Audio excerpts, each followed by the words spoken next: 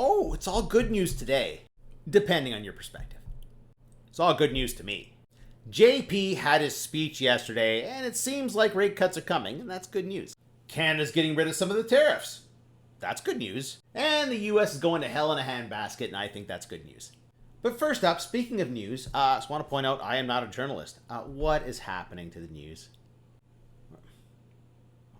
Really? Especially here in Canada. Terrible. Canadian dollar rallies the most in 3 months as Fed's Powell signals possible rate cut. Let's get that out of the way first. Yeah, so Powell had a speech yesterday. Looks like the US is going to cut rates because they're worried about unemployment more than inflation. Also yesterday, Canada agreed to get rid of some of the retaliatory tariffs. That will help bring down prices. Given the way things are right now, I was already looking for an inflation increase for August and September. And now, hopefully, that'll settle down a little bit. Except for the real story behind this. No, the Canadian dollar did not rally because of Jerome Powell. It rallied because of oil. I keep saying that. It follows oil. Why do I say that? Why do I say this is wrong? Most in 3 months.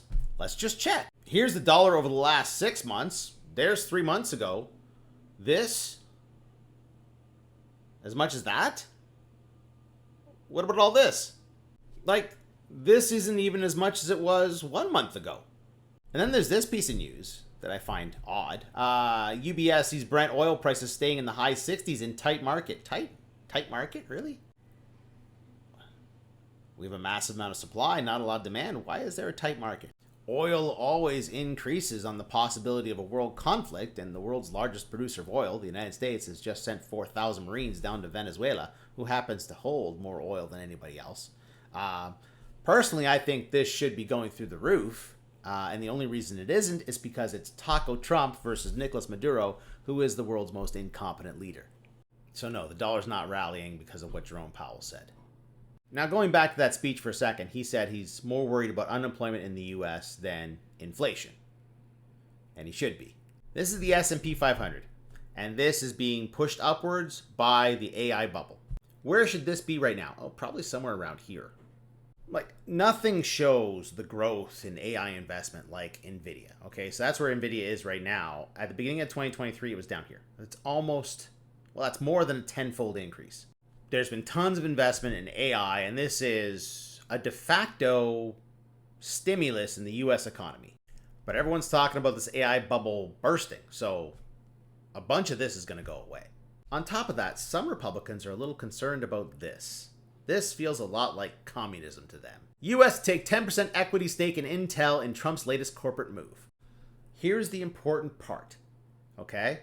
Many of these people follow what Donald Trump says rather than following the story. Now, the problem there is that Donald Trump said the United States paid nothing for these shares. Essentially, they were granted to the government.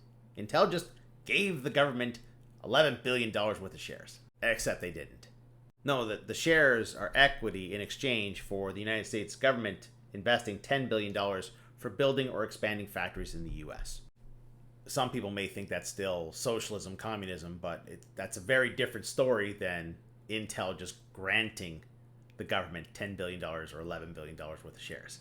And then there's this. I'm gonna bring it back to this because this is important, okay? GOP governors are sending troops to D.C. Their states have 10 cities with higher crime rates. See, Trump may declare a national emergency to keep troops in Washington because of the enormous crime problem in Washington. Except that Washington is not on the list of 25 most dangerous cities in the United States. You can go here and you can search for it. Washington doesn't even appear in this article.